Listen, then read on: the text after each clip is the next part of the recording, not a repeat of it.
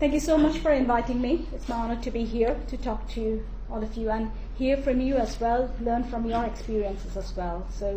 And thank you so much, Professor Miller, for your talk. Very inspiring. So I have chosen my topic to be manufacturing work-life equation, and I'll tell you a little bit about it. So I come from the manufacturing industry. So at the moment, I'm working for Manufacturing Technology Center, which is one of government's high-value manufacturing CATAPULT centers, one of 7 centers. So I work for manufacturing informatics, that's applying information technology and applying data sciences within manufacturing. So that's the reason why I've chosen manufacturing equation, because by training, I'm a mathematician. I'm a mathematician and a computer scientist. Right. So in terms of my talk today, I'll give you a little bit of introduction. I'll put in perspective UK manufacturing. So Professor Miller has set the scene for UK engineering. I'll move it to manufacturing because that's where I come from. And I'll talk a little bit about how do I balance my work-life equation, what has worked for me, what I think needs improvement, and how I plan to do that. In terms of my background, so as Maliki already introduced, I've got a bachelor's and master's in mathematics from India. So I was in India till 2007, and then I moved to the Netherlands to be with my husband. So my husband is an academic, so he is a reader in Loughborough University. So I understand a lot about how academia works and the challenges as well, and I try to kind of see him and try to translate it to the industry as well to see how things can work for me better by seeing and learning some of those things. And after spending about 10 years in industry, I got an offer from Loughborough University to basically join as a research associate and do a PhD part-time. And I said, why not? That PhD is something I've always wanted to do, and the right time or the right opportunity didn't come till now. So I did a PhD in the Wilson School of Mechanical Manufacturing and Electrical Engineering, but it was all about systems engineering using computer scientists.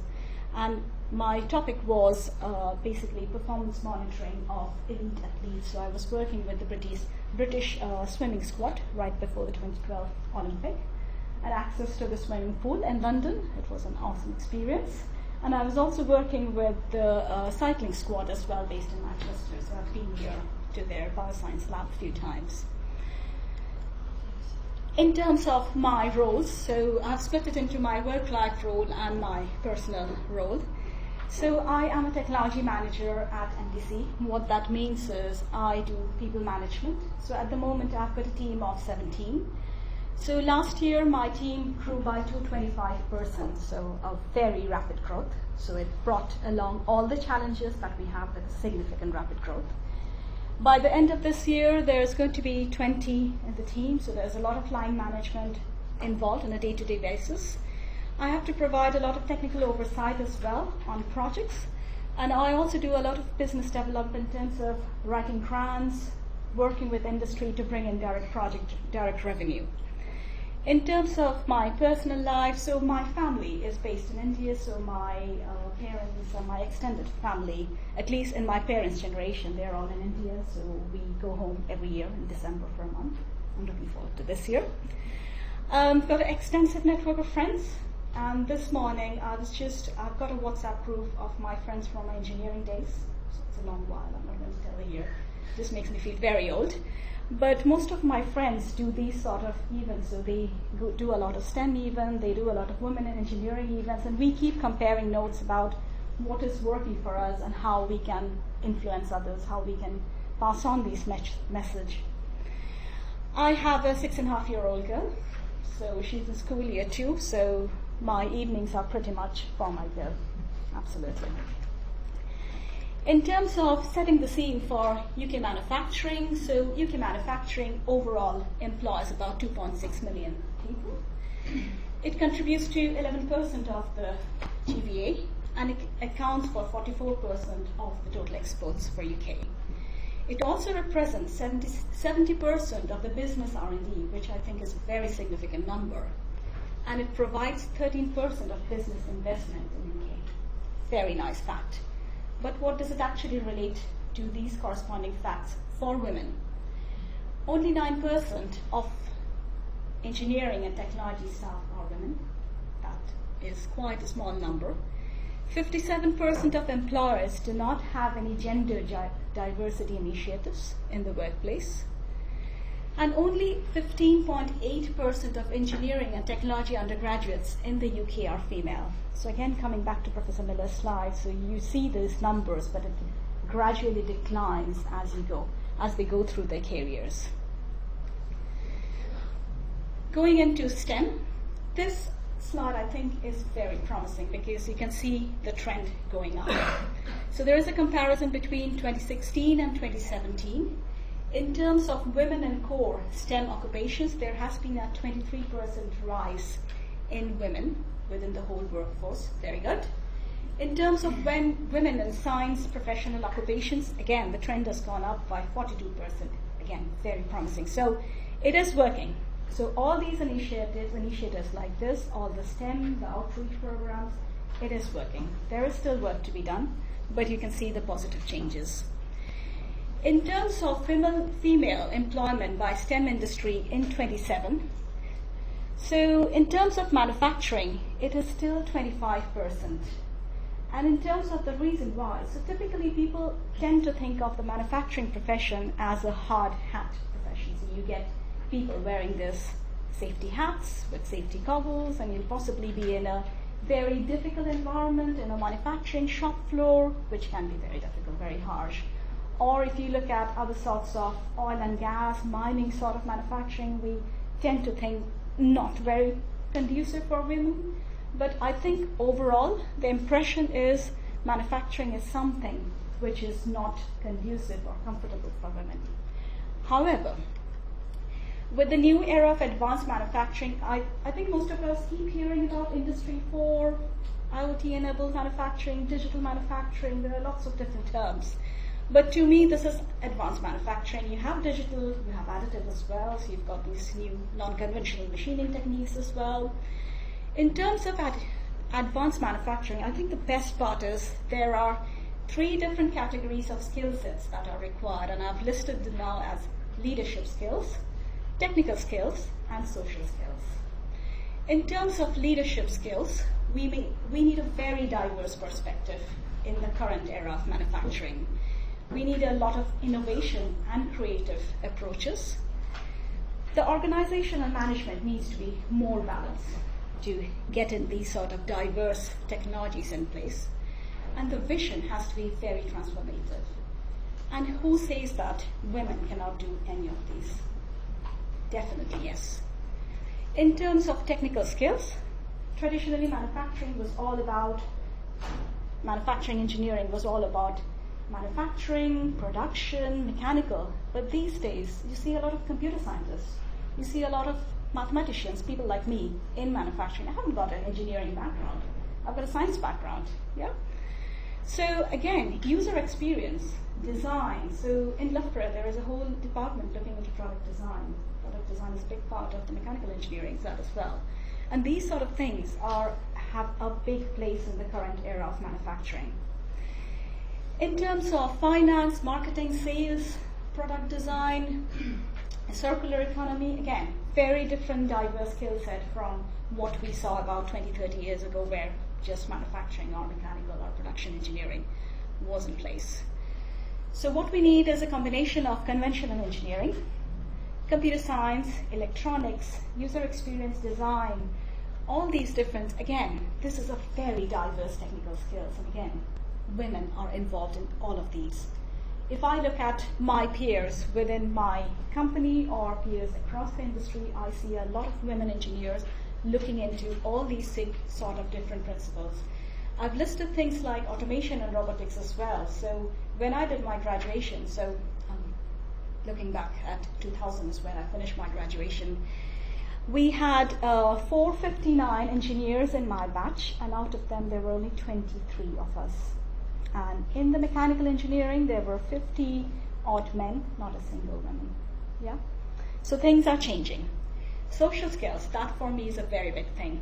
Empathy and understanding, that comes along with the new, I would say, again, coming back to aging workforce, empowering workforce, You need these skills which are traditionally we women associate with empathy, change management.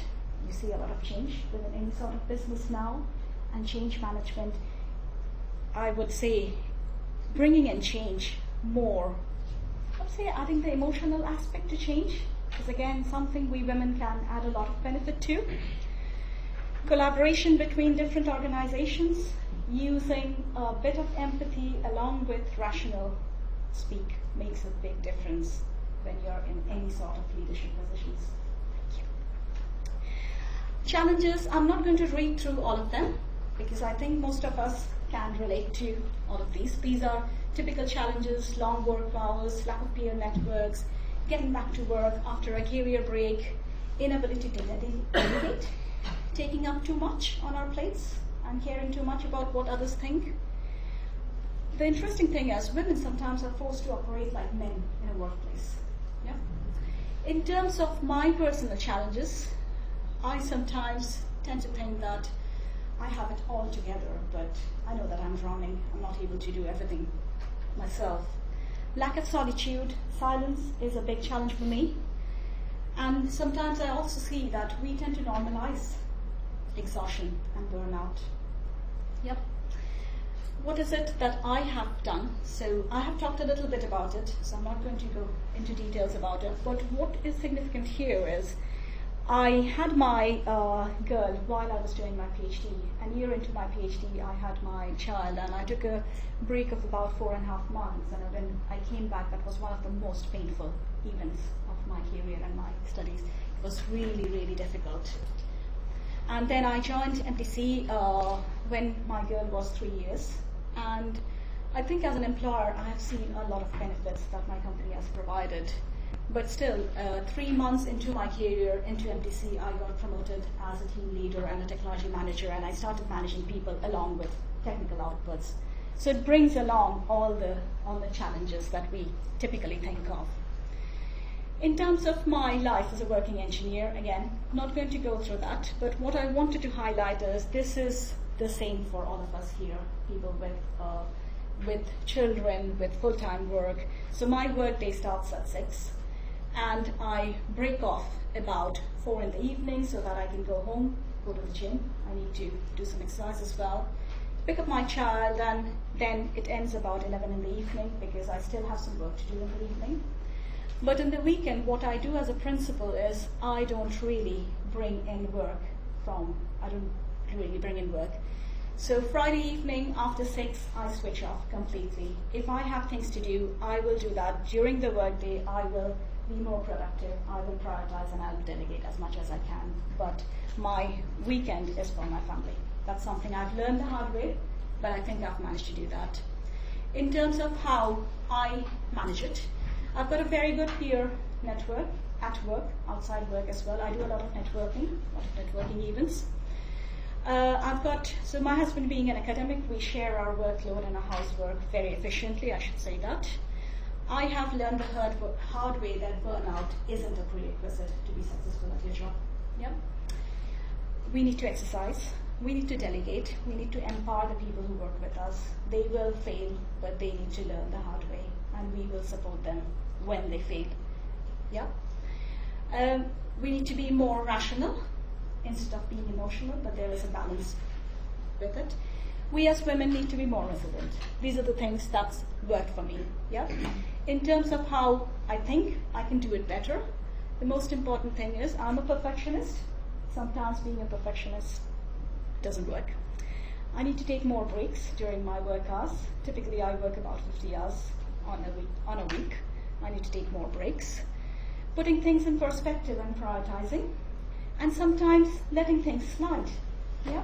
Can't do everything yourself. The other thing is educating the senior management, empowering them to make the right decision and asking for help when needed. Yeah.